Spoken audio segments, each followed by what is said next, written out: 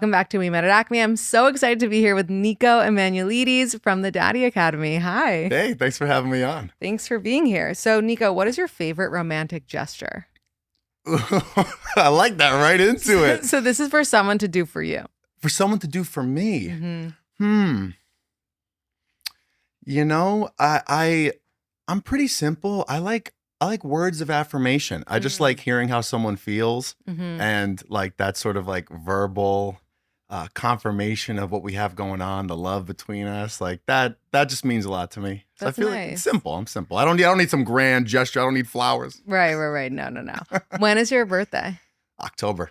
Are you a Scorpio? No, I'm a Libra. Oh, you are? Me Yeah. too. Oh, yeah. When's your birthday? September 28th. Okay, I'm October 17th. Nice. Very cool. That's How old cool. are you? 31, turning 32. Okay. And you're from New York? From New York, from Westchester County. Nice. If you're familiar. Very A town cool. called Pleasantville. Mm-hmm. Ever been? I have been, actually. Oh, have you? I have friends who are from Pleasantville. Really? Yeah. Who are they? I think I can say their names. Of course, now I'm blanking. The Lockwoods. Nah, I don't know. Rachel and Tracy. It's a small town, so They're a like if I little saw them, older. I'd probably know them. Yeah. Yeah. And my husband's from Armonk, which is not far. Okay, my grandma lives in Armonk. Oh, very I'm cool. I'm literally in Armonk all the time. It's the best. It's actually a really nice town. It's really nice. I haven't driven around Pleasantville as an adult, only when I was young. Yeah. But I'm sure it's beautiful as well. Yeah. And now my family lives in Mount Kisco, so very much cool. in that same Very cool. And you're little area. Greek. half Greek, half Italian. Oh, wow. Yeah. Those are two strong cultures. Yeah, very strong. But I was raised like very like Italian American. My mom, obviously, it's just funny, you know, in my big fat Greek wedding, there's like I got a big Greek family. I have like a very small Greek family here, but my Italian family's huge. Right. And my mom is like your classic neurotic Italian woman. Yeah. So it's like I was raised like very New York Italian. How did your parents meet? They met in college.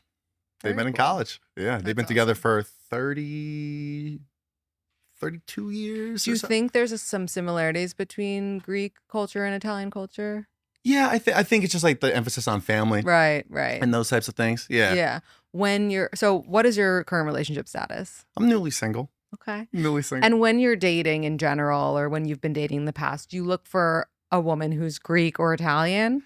I think it's helpful in a sense that like, yeah, they would probably understand my family dynamic better. Yeah. But I mean, throughout the years I've dated every nationality, ethnicity you could imagine. But I think like if anyone watching is like Italian American, there's like a very specific family dynamic between them. So it's like, yeah, someone like that would maybe be able to assimilate better. But like it doesn't really matter to me that much necessarily. Yeah. Well, it's interesting to know your background, because now I'm like, do you think that your Italian roots, or maybe even the Greek roots, influence how you think of like masculinity when it comes to dating and stuff like that? I think sort of. I think Italian culture is very like man's got to do the right thing. Right. You know, I mean, although I have heard the opposite. I've heard about a bunch of lazy Italians. So like, but my family is very much, my mom and dad taught me manners from a young age, how to treat a woman. Like I actually equate them to a lot of like my values and who I've become as a man. They're just amazing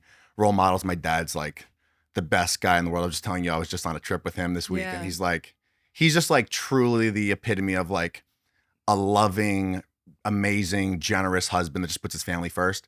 And just like learning from him and my family, they're just great role models. And I think, but I think like the Italian kind of like never show up to a place empty-handed and stuff like that. It's like kind of instilled certain values in me and like how I treat women, how I treat relationships and stuff. Yeah. There's some similarities. I'm Jewish, and there's some similarities. Yeah. What do they say about Italians and Jewish people? It's like same.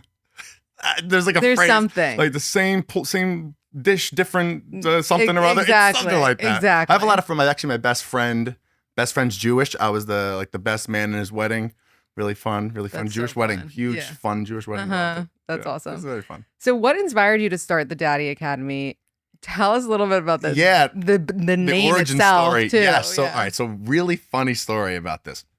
So let's just go back like 5 or 6 years ago. Like I didn't even make a TikTok page. I was, just literally playing like sports leagues with my friends, like just like men's leagues, before COVID, like so like probably like 2019 or so. And I don't know if I self-proclaimed myself daddy. Like, I don't know what it was, but it was like a joke amongst me and the guys, right? And it kind of just like caught on. And I was like, oh, daddy, daddy.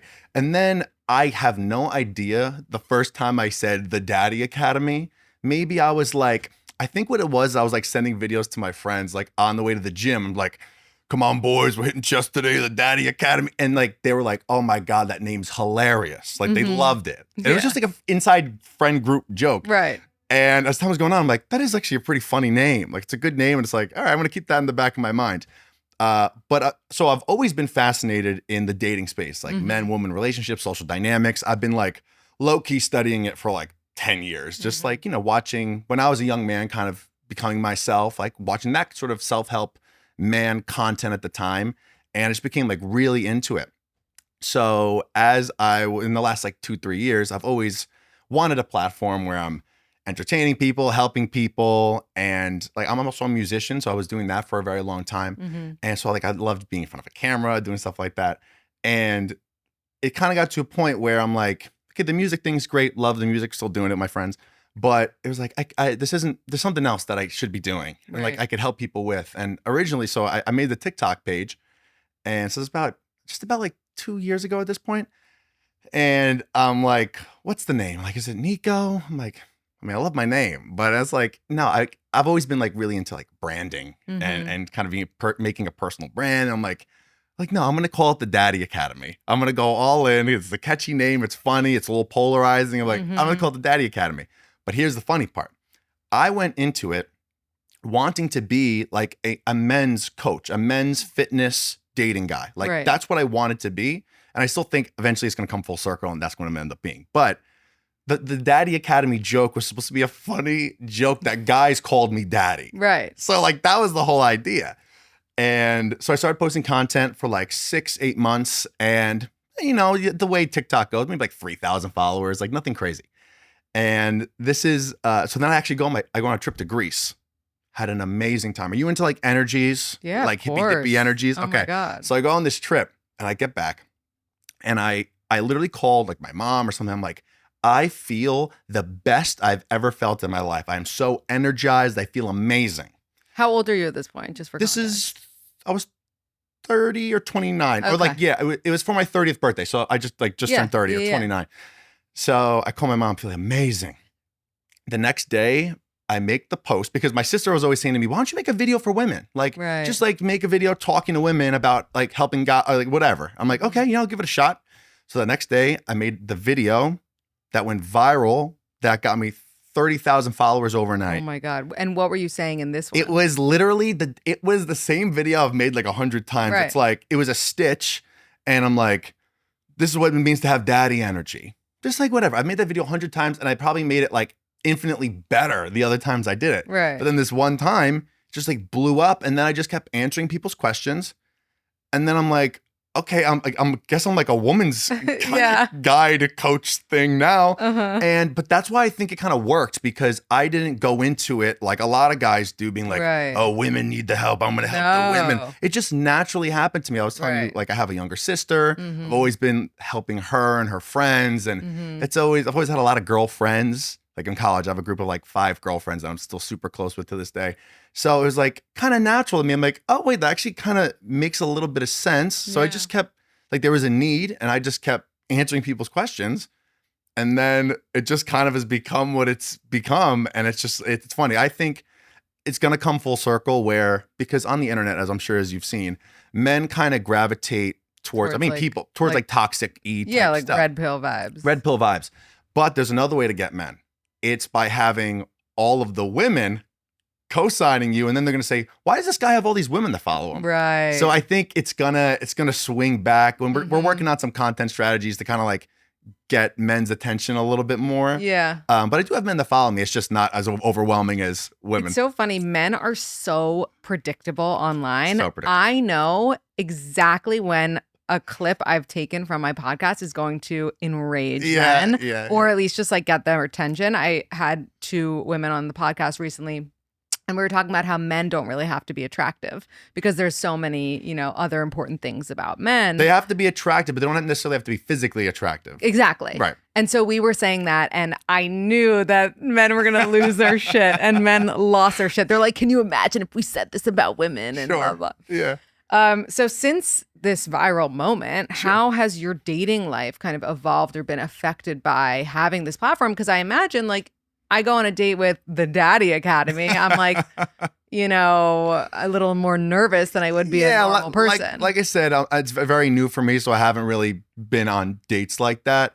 But I assume there will be a little bit of like a expectation as to how I'm gonna be. But like, that's who I am. Like everything I preach is exactly who I am and how I behave with women and on dates and whatnot. So I like the pressure.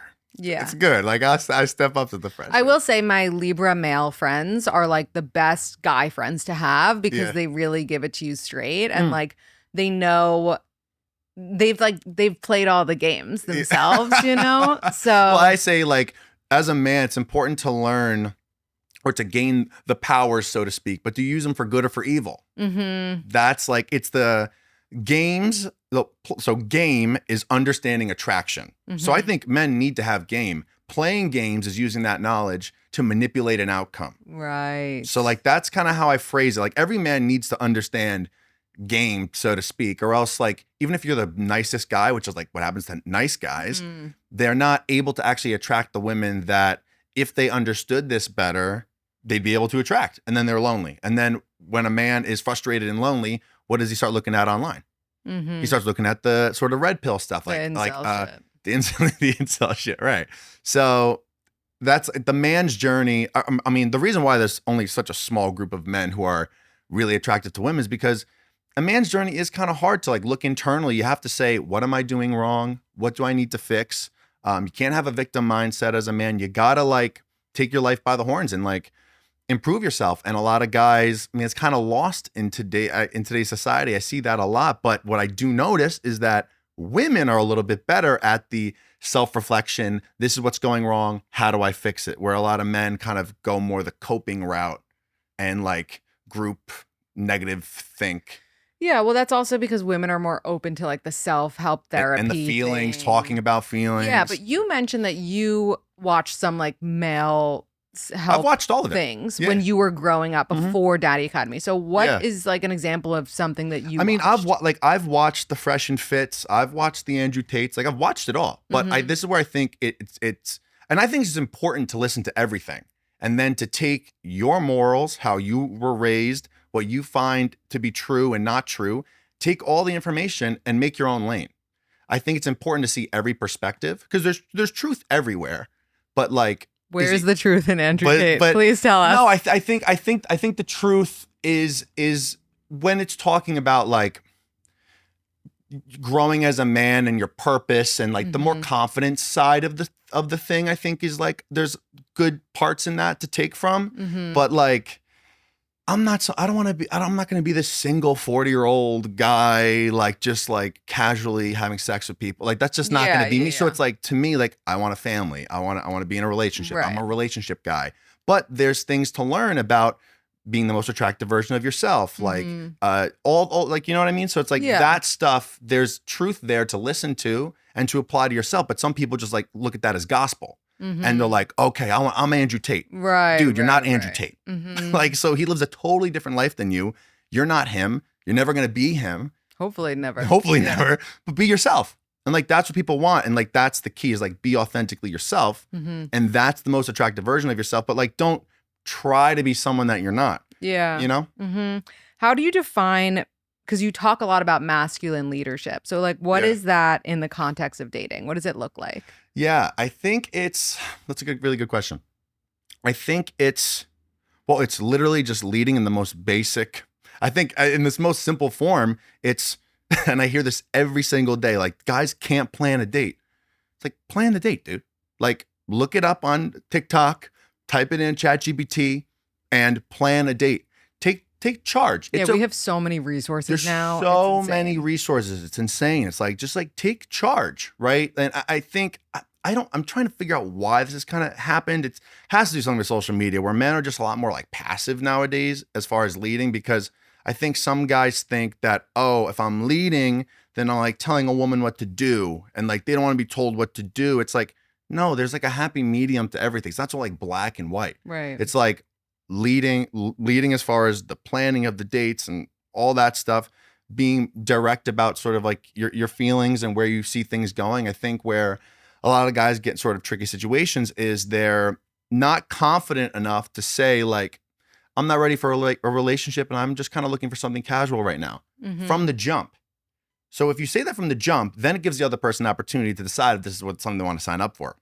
Yeah. Whereas a lot of guys kind of like don't really say anything, and then they're in a situation where they end up, you know, obviously being the asshole. wrong. Yeah. The asshole, right. Yeah. Where if you were just straight up and led and spoke your truth and you know, lived the life that's authentic to you and like what you want, then you're giving the other person at least the choice to decide if that works for them or not. And I think at its simplest form, a masculine man is a man who's living his truth and doing and saying the things that he believes in. Yeah. And I think like that plus just having basic manners and decency for other people, that's like most of the battle. But then on top of it, when I talk about like masculinity and daddy energy, it's like someone who's like loving, caring, expansive, positive energy, someone who walks into a room and it's just like a warm vibe. People just like want to be their friend. It's just like that sort of loving nature that I think sometimes we were talking about like the red pill stuff. People kind of look at masculinity as like, I got to be like the lone wolf, but it's not really like a lone wolf meant to, like the most masculine daddy energy, if you will, man is the one that like cultivates like a tribe. Like people want to be around them because they're better when they're around him. Yeah. You know? So in terms of that same kind of thing, traditional gender roles, like how do those kind of play into the masculine thing? Like, do you expect a man to be the breadwinner? Do you expect a man to pay for all the dates? Like obviously plan them, but are we expecting men to pay for them as well? Because I mean, I'll tell you where I stand, but I think so. That's my personal opinion. I think once you're in a long-term relationship with somebody, then at that point, you two can decide what works best for you. Like then it's like, you know, that's a team decision. But I think in the courting stage, from date one to being in a date to being in a relationship, he should be paying for nearly everything. If as the woman, if you want to buy the coffee, if you want to get an Uber, like those little things, I think that's totally fine. And it's actually a good gesture. I think guys appreciate that. Yeah. But like, in my opinion, the man's paying for everything. Yeah. That's how I feel. Would you feel comfortable dating a woman who makes more than you? I would, because, and this, I think this is the key why a lot of guys aren't comfortable doing that. You have to be masculine in one facet of your life for it to work. So for example, like, let's say this woman made like a lot more money than me.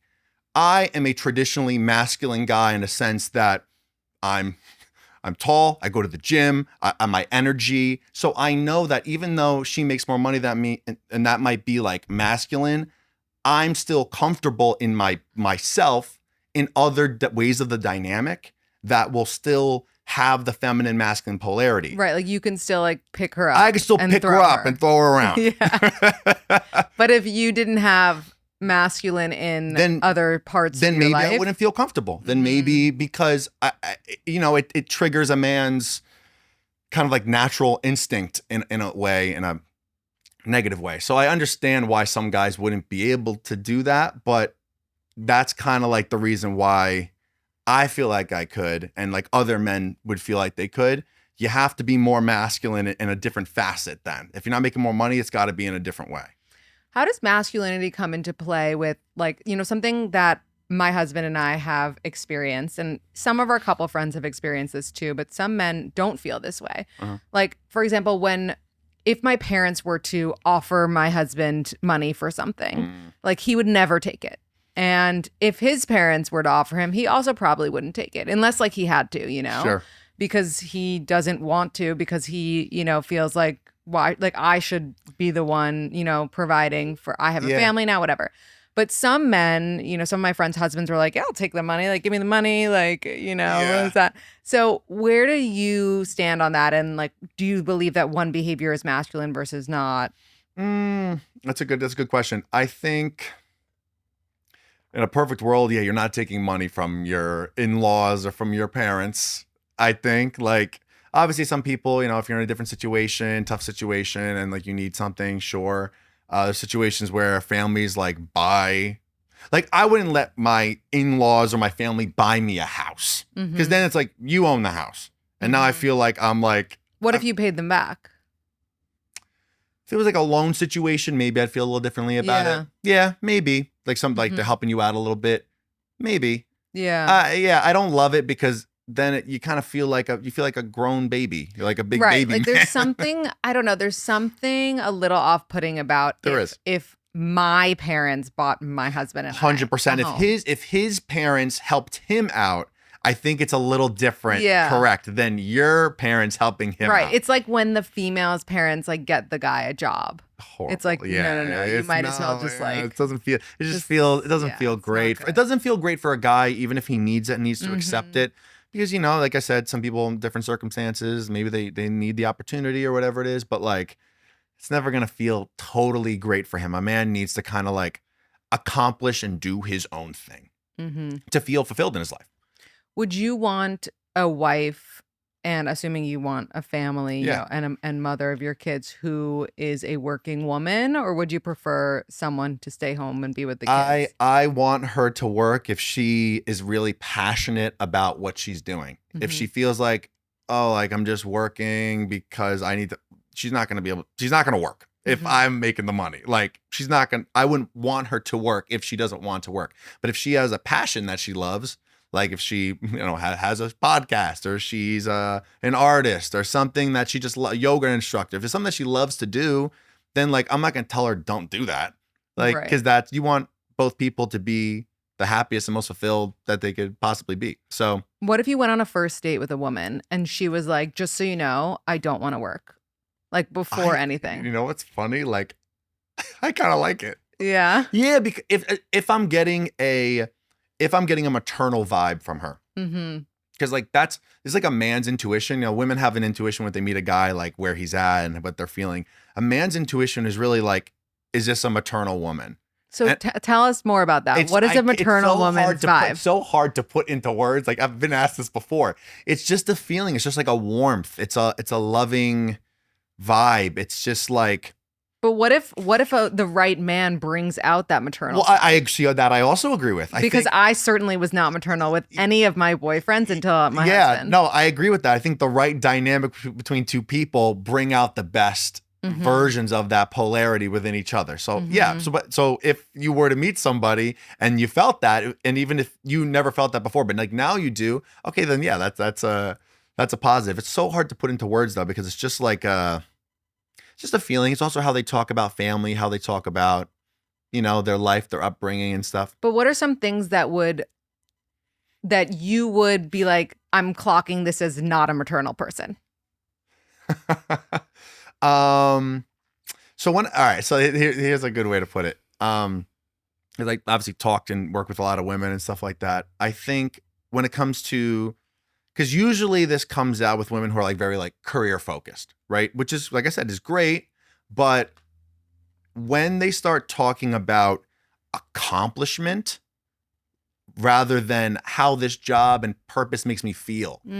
So it's like her connection to her emotions, feeling, connection with other people, like those. So if I'm getting that energy, but she's very successful, that's like great, perfect combinations. Like you're a go-getter, but you're also like really in touch with your feminine side. Like femininity is connecting, love, like those types of emotions. So versus the opposite where it's like, oh, it feels like I'm just like talking to a dude. Like I'm talking to like a bro and we're broing out about like how much money we're making. Right. And like, that's not maternal. Like just how I feel, so it's like great to have a job and a passion but it always needs to be connected to and I think this is true for men too, like your why, like why are you doing what you're doing? And like how are we serving other people? How does it make you feel to do that? your Mhm. purpose in life, your passions. It's like Right. that's more of the connection to what you kind of, well, honestly, what you want in a partner, regardless. Yeah. It's really interesting. Yeah. What do you think is a subtle red flag that men ignore when they're meeting someone new? A subtle red flag. Oh my God, a good question. Um, hmm.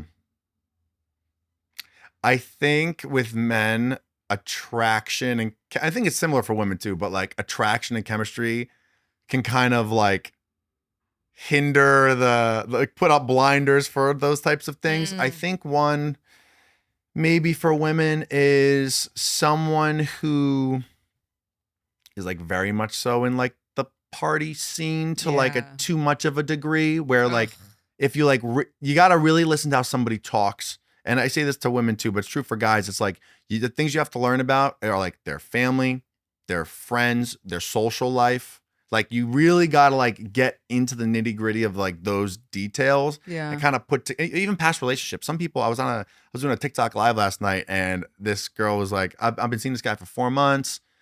And she like hadn't had like any sort of deeper conversations with him. No. For me, it's like on a first or crazy. second date, like we're Yeah. getting into stuff. Oh, yeah. We're not gonna like trauma dump, but like we're gonna get into the details about. Yeah, I'm some gonna stuff. know about your last relationship. I at need to know least. about that. Yeah. I need to have some idea of how you think about relationships, how you Mhm. handled your dating life, and I think some guys are just so attracted that they kind of just like overlook those details. And sometimes, like and this is true for men and women, but there's things there that you gotta pay attention to.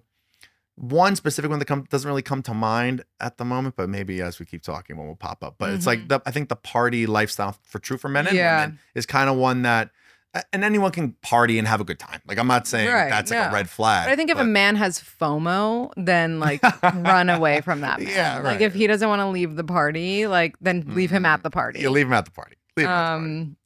And leave him in general. What is your take on dating apps? Do you think that you will get on them eventually, I don't know if I will per se, but I think they're good generally speaking as in they're one tool to meet somebody, right? Why wouldn't you?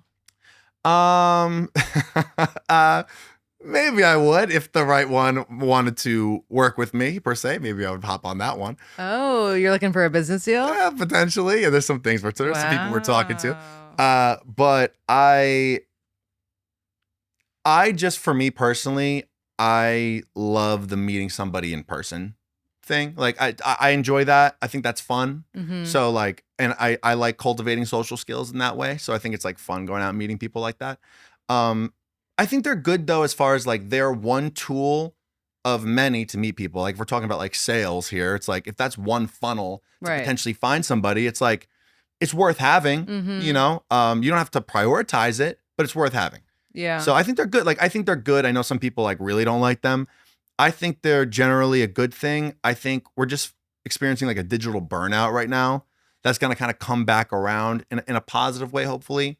So I could see it kind of shifting where people are like, okay, we'll meet people in person, but then shifting more back to a healthy way of using them. Where right now it's very like, yes, no, yes, no, yes, no. And people aren't feeling the human connection side of it, which is why like whoever I end up potentially working with, I want to make sure that like that's their what they're looking to do in the future is like bring that back and make it more of a serious thing, not so just like wasting time and that kind of thing.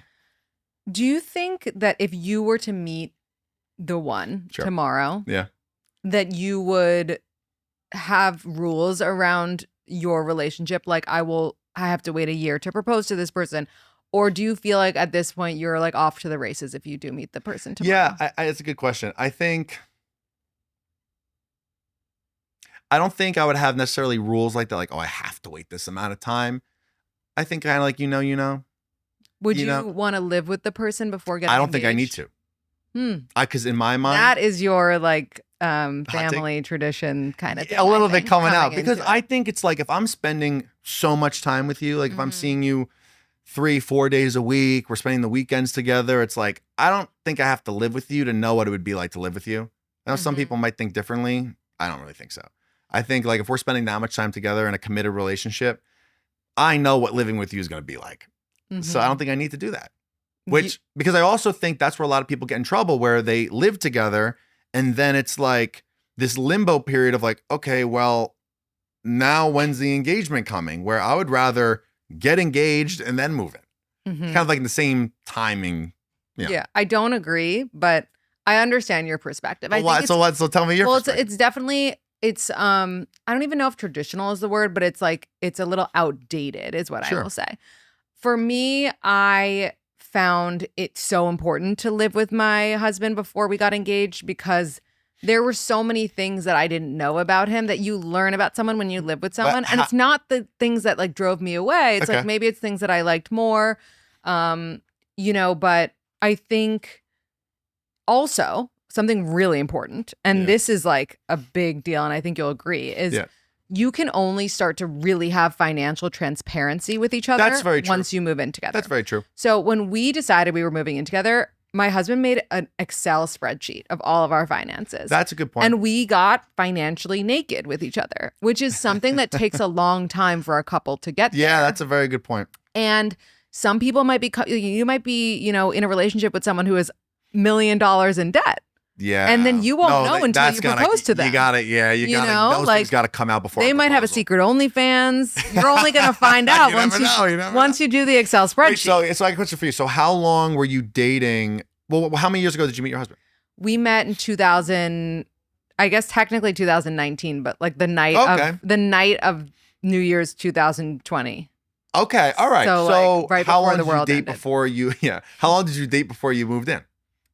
Maybe like 8 or 9 months. Okay, so within a year you moved in. Yeah.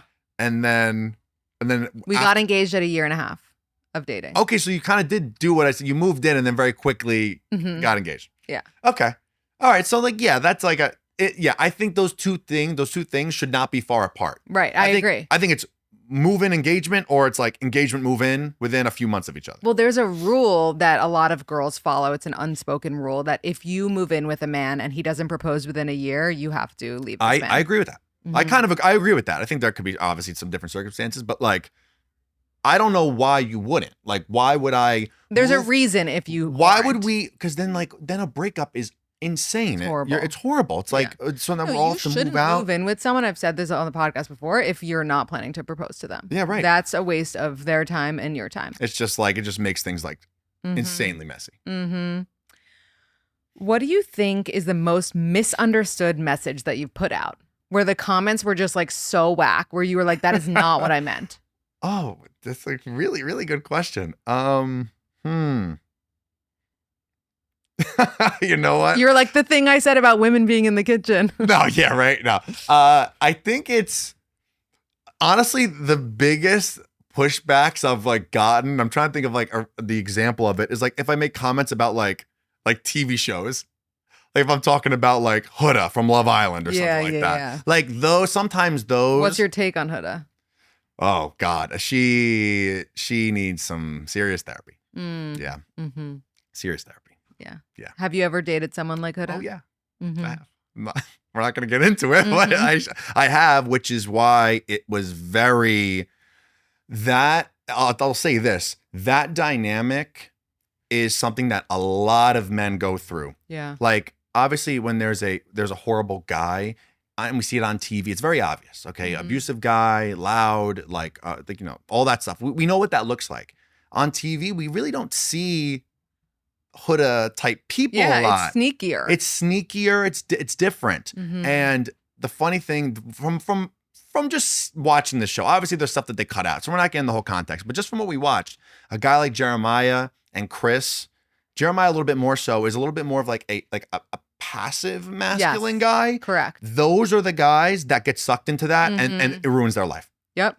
I could relate to that. Chris is a masculine guy. He is. He is like, fuck that. He like sensed it right away. Yes, he stood on it. I think just from what we saw, like very appropriately, really good boundaries there. Like he handled it as good as you could handle that, especially being on TV. Like these people also know that they're on TV. Yeah. So it's like, you got to think there's a layer of like, I can't say or do the wrong thing or else like people are going to hate me. So I think that makes it even harder. But Chris, I thought, handled it really well. But yeah, like sometimes when I talk about TV shows, sometimes my takes, some people go nuts, but I just because the polarizing nature of it. Yeah, it's true. Yeah. If you could delete one dating myth forever, like that people are like, when you know, or like if they, whatever, one of those, what would it be? If I could delete a dating myth, I think a lot of those like cliche things are kind of true. Yeah. In my opinion. I don't know if there's not one that comes to mind that I'd be like, oh, that's not true at all. Do you have an opinion? I mean, I'm into the tropes for sure. Yeah. I definitely am. I think like when you're not looking for it, you'll find it, I think is stupid. That's a good one. Cause I think, well, there's kind of the other side of it where if you're focusing on your life and your love and happiness for who you are, what you're doing, the life you're living, you're vibrating at a different frequency that attracts those people. So I think like there is truth to that, but you just still need to be taking certain actions socially to meet people. You can't just be sitting in your apartment like, I'm happy, and you're not on dating apps and you're not talking to anybody and expect someone to come knocking on your door like, I'm here, honey. Exactly. Like that's not how it works. That's not going to happen. And I think I hear that a lot. Where like some of the first things I'll ask a woman is like, well, how many first dates have you been on the past 6 months? And they'll be like, 1. It's like, well, that's not going to cut. Well, you know what? There's actually another one that I disagree with, but I feel bad almost saying it. Say it. Because I have said it before to like comfort people. Okay. If it's meant to be, it will. And the truth is, if it's meant to be, it would have fucking been. Yeah. Yeah. Like it would have been. It would have been. It would have been. I think that. that's just a thing that we say to make people, who are like, oh, but you think my ex will come back? And it's like, well, if it's meant to be, yeah, it will. But it didn't for a reason. I am very much against like the break up, get back together, if you broke up, you're done. Yeah. Like, I'm sorry if somebody's watching that and you've gone through a breakup and like, oh, we're getting back. No, once you break up once, you're done, unless the breakup was like truly a logistical situation where like he had a job opportunity and he had to go out to California. Or unless you're literally 16 when the breakup happened. Like you haven't become anything. Totally. That's totally fine. Like maybe you broke up when you were 20, you got back together when you were like 29. Like you just rekindled later in life. Like, yeah, that's fine. But if you're between the ages of like 27 and beyond, I guess, like you're not breaking up and getting back together. It's over. If somebody left you once, you're going to do it again. Yep. Okay, I'm going to bring up some listener questions that people wrote in. Okay, great. One listener wanted me to ask you if you agree with my rules. So I'll give you like a few of them. Okay. So we don't have to go through all of them. But one of them is that women should not text thank you after a first date. That's one of your rules. I disagree. Why? Because I think... I'm talking about a woman initiating a text to a man after a date. Okay. So we go on a date. And okay, so this is how it should be handled. Okay. In my opinion, the guys should say to you as you leave, like, text me when you get home. Correct. Okay. In this case, he hasn't. Okay. So then in that case, I'd probably agree with you in that case, because then if you did what I said, and I said, text me when you get home, you would text, say, got home safe. Thanks again. I had an amazing time. And then I would reciprocate. Or no, you would just say, or like you'd make a funny quip about like, got home safe, like almost did, whatever. Okay. And then he's like, great to hear. Like, that was fun. Like, let's do it again. And then you're like, yeah, thanks, whatever. Sure. Like, that's fine too. But yeah, I mean, if you really want to thank them again, you can. I think there needs, you got to say thank you at some point, whether it's as the date's ending. Sure. That's fine. That's fine. Yeah. I don't think it's bad though. Like, I don't think that like, why do you think that that's not like a good thing? Because I think that a lot of the time, the thank you comes from an insecurity of being like, I want to hear from this guy. Okay. I can get that. And if it comes from that, then you shouldn't be sending the text. If you're sending the thank you because it was like genuinely expensive and you want to thank them a second time and you did have fun, then like, fine. But that's not usually why the thank you is sent. Yeah, I think that's a good point. You're usually texting them because you have Where's it coming from? Where's the place coming from? Because if you went on a really good date and he was a gentleman and you had a great time, you wouldn't feel anxious sending that if you knew the vibe was right. Right. If the vibe wasn't like, you're kind of like a little nervous, then I say don't send it. And like maybe wait, but like it should be handled. When we're talking about masculine leading, let me know when you get home safe. Yeah. So the man should either, be taking you home, walking you home, unless you don't want to know them to Sure, know where you sure. live, whatever. They should say, text me when you get home safe, or they should just text you, hey, are you home safe? Sure. Or like, hey, had a great time, Totally. whatever. And that is ideal. Yes. And the less ideal is that they haven't even said, text me when you get home safe. And you're just texting them, thank you again. Yeah. Okay. I get your point. All right. It's like, I could it's agree. gross. I agree with that. I agree with that. Okay, I'm glad. And then I don't think a woman should sleep with a man on a first date, but not because it's like, no, I'm not. It has nothing to do with like me not being sex positive. Yeah. It's just like not that fun. There's no build up. Like, I actually do agree. I think that it well, one, I think, okay, have I done it in the past? Like I have done it in the past. Yeah. I'm not gonna lie to you. But I think, if a man is being needy about wanting to have sex with you on the first date, it's kind of gross. yeah, Like, that's you a need sex deal that bad? Like it's not that, like, you it's know, a deal breaker. yeah, it's not great. I think like in a perfect world, it's, yeah, you go home. There's no need to, explore that on the first day. Let the build up happen. It's more fun anyway to do it that way. It's true. I also think that sleepovers are more intimate than sex. Yeah, kind of. So even if you did sleep, so you're saying that if, let's say on a first date, she went back with him and they just like slept over, they didn't have sex. Horrible. Yeah. You shouldn't see their apartment until at least the fifth date, maybe. That's kind of what I say. Yeah. I say like, earliest is like that 4 or 5 kind of mark, because like I'm also like, there's people who hook up on the first day and get married. Yeah, so it's like there's always exceptions. There's no perfect rule, but like if you're someone who's trying to like be pretty intentional and because I think this is the key. It's like you want a man to invest in you to get access to the most vulnerable side of you. So like, why would you just kind of like not give it away? This kind of sounds like a bad phrasing, but like you kind of get what I mean, where it's like, no, you want a guy to show you that, no, he's going to do the right thing. He's going to take you out, be consistent. I actually disagree because it sounds like he's investing for a reward of sex. Well, that's okay. Sure. I could agree with that point. Which might be true from a guy's perspective, but in my perspective, I'm like, I am so great. I want him to fall for me. Yes, but that's where, I'm getting excited. That's where you got to trust your intuition and feel it out. Ask the right questions. Yeah. See where he's at. Because yes, and a lot of times, a lot of guys do. And this is why, like you said, the 5th date, because a lot of guys say in their mind, usually by 3 dates, that's when I should be able to hook up with her. So that's why I'm anti-coffee date too. I don't know if you're anti-coffee. I'm not anti-coffee date. Okay. My first date with my husband was coffee. Really? But who wanted it?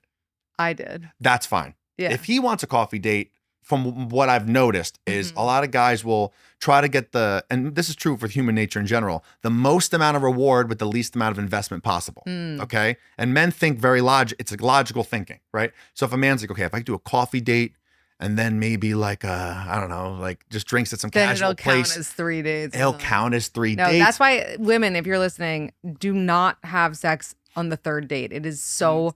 It's a trap. Yeah, it's a trap. You want to wait. Like 5 is good because you'll lose. You'll lose a lot of guys in that 3 to 4 range that aren't.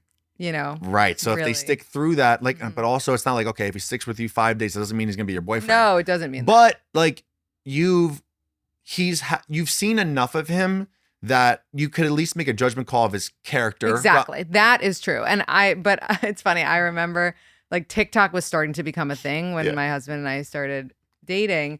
And he would like be in a TikTok of mine every now and then. And now when I ask him to be in a TikTok, he's like, no fucking way. And I'm like, but you did it back then. He's like, yeah, I wanted to fuck you. Like I was like trying to sleep with you. Like, what do you mean? A man is going to do anything. Yeah. I mean, it's not, you're not wrong. It's true. But yeah, I think there's so many nuances to it that it's hard to give like a rule, but it's a little bit of like trusting your intuition. Yeah. Having some guidelines that like work for you, because everyone's a little different, So it's like, it's what works for you. But it's important to understand what we just talked about. Right. Okay, moving on from the rules. This person asked, are men in their mid to late 20s ready for serious relationships? So general, but no. I think they can be, but I don't necessarily think that their minds are always like thinking about the permanence of marriage is on the horizon. So some guys are just like dating, but they might not be like, let's say the guy's like 26, he might not be like, oh, this is my wife. Right. He might just be like, this is my girlfriend. And then Mhm. as time goes on, as it get closer to 30, I think that's when a guy can starts to have the realization of the finality of certain things, because that's usually when people get married. You see some friends Yeah. having kids, and you're like, oh, okay, like something's like, I gotta kind of figure out what's going on. So I think yes, but there's also like the little caveat of that part of it, which is why I typically like, I mean, I don't know how old's your husband? He's 35. And like how many years older than you? I'm 34. Okay, so you guys are close, but like Yeah. usually that's why women tend to date guys that are a few years older. Mhm. So like there's just a natural, because men are typically a little bit more Yeah, mature. yeah. So it's like, No, I always dated older before. yeah. So it's like, that's why it's like, okay, if the person asking the question is 25, you should look for like a guy who's like 29. Yeah. Yeah, I that's agree in with my that. opinion. I agree with that. Well, actually, on that same note, someone asked your thoughts on the taxi cab theory. Have you heard it before? Yeah. It's you know what it is? Yeah. Yeah. It's I think it's true a lot of the time.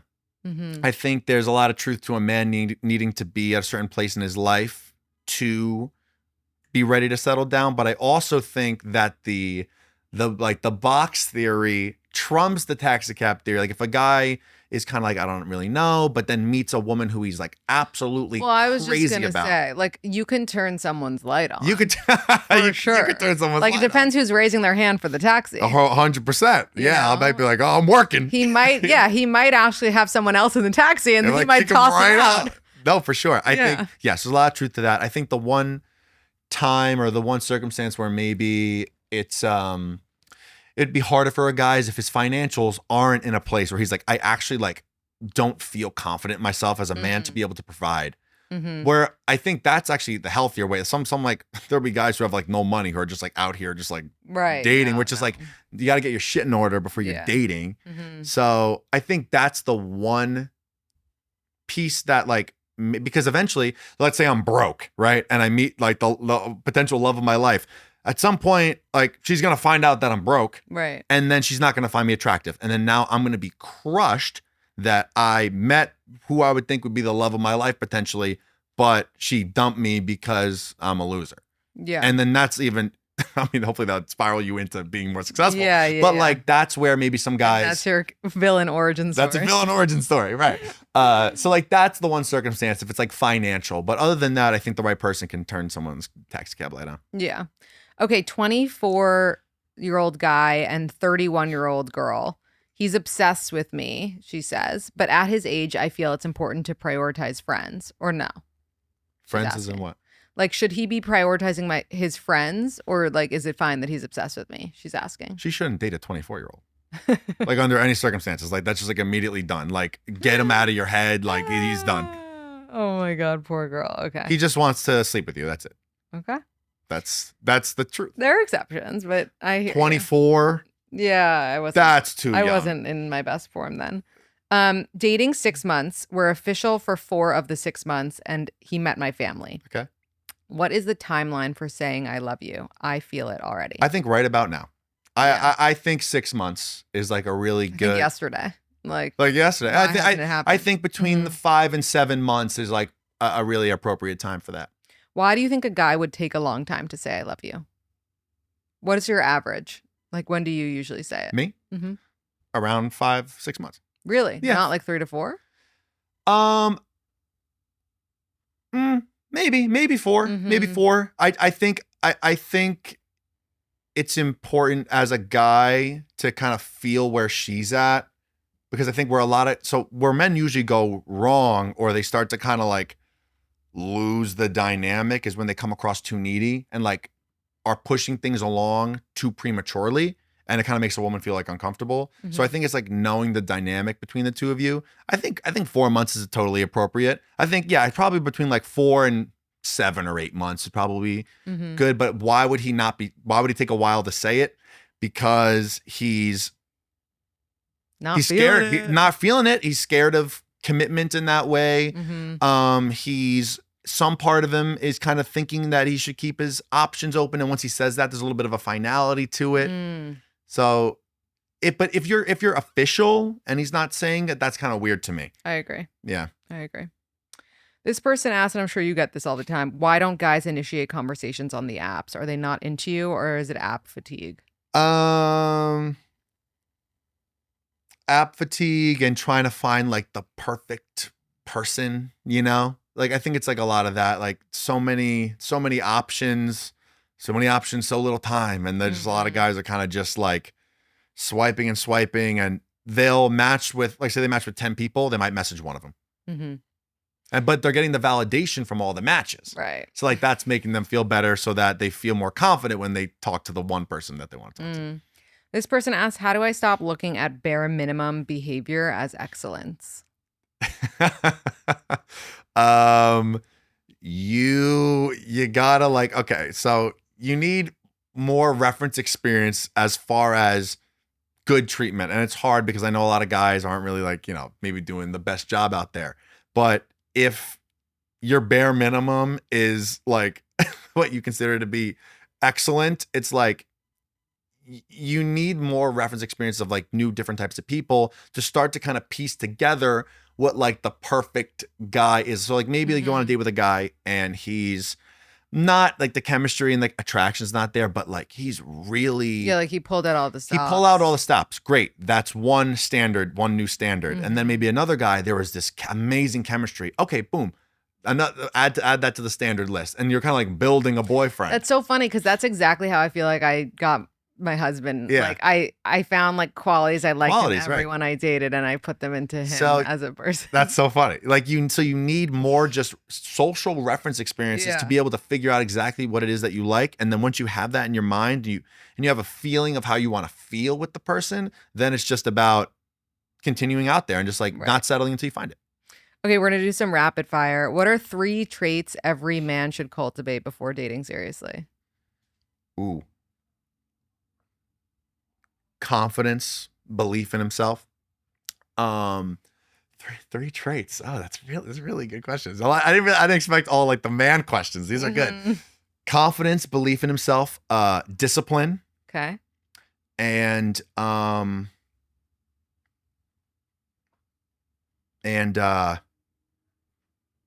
sort of like conviction in like what he wants and like you know what I mean? Knows what he wants. Yeah. Isn't afraid to get it. Yeah. What's your ideal date? Ideal first date in 1 sentence? Nice cocktails, moody lounge, romantic lighting. Olives, stuffed olives. Ooh, as Huda says, my dream date. My dream date. And he knows it. What's one book every man should read before entering a relationship, or woman, honestly? Ooh, great question. We get into the books that I love to read. My favorite book just for overall happiness is The Power of Now. You ever read it? I've heard of it. By Eckhart Tolle. It's really good about being in the present moment and stopping overthinking, because I think that's what kind of stops a lot of people from trying to accomplish the things that they want to accomplish, being in the present moment when they're on a date with somebody new and not being nervous. The Power of Now is like such a powerful book. Another one, The Big Leap. It's about how we all kind of have like upper limit problems where we only think we're worth this amount, right? And I think that stops a lot of people in life and in relationships. Yes. So I think The Big Leap and The Power of Now are 2 of my favorite books. And you know what? You just brought up a thought of mine, which is one thing I like about dating apps. Well, there's a few things I like, but what I really like about dating apps is you will match with someone that you're like, holy shit, I can't believe they think I'm like worth, like I'm hot. Sure, you know? And that's what's really cool about dating apps is like you can, you know, like someone who you think is out of your league, and when they like you back, you're like, damn, like I am. It's another positive reference experience, feeding the abundance mindset, so to speak. So it's like looking at all those things, not overthinking it, but like these are like little wins. Yeah. Okay. We're going to do some poll questions. We do this on our Instagram. Okay, cool. Went on a date with a guy and couldn't tell if he smelled bad. We kissed at the end of the date and I just still couldn't tell. Not BO, just like pheromones. Do I end it because of the smell or push through? That's pretty bad. I would say give him like one more date. And if he's still stinky, then he's done. Give him one more shot though. If he was a good guy and it seemed to be a good date, give him one more chance. Okay. What is the longest you've been single? Less than a year, 1 to 2 years, or 3 years or more? The longest I've been single, like not including like actually, even if I did include like my college years, maybe the longest I've ever been single is 2 years. Yeah. It's very Libra coded of you. Yeah, I end up being in a relationship. It ends up, realistically, it's usually always like a year, and I end up being in another relationship. It kind of tends to look that way. Yes, but no, I've never gone like 3 to 5 years single. Like it's never happened. Okay, love it.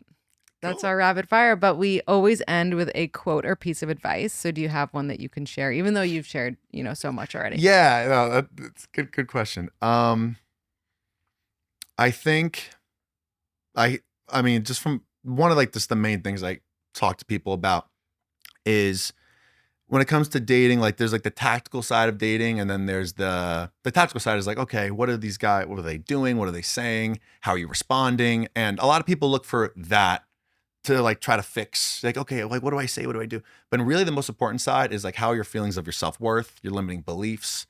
How is that affecting what's manifesting to your dating life?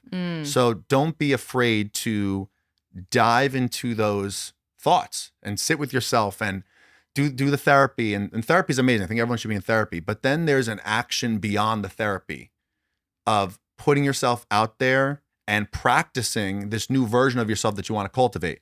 They say like that your life is a life you focus on. Your personality is your personal reality.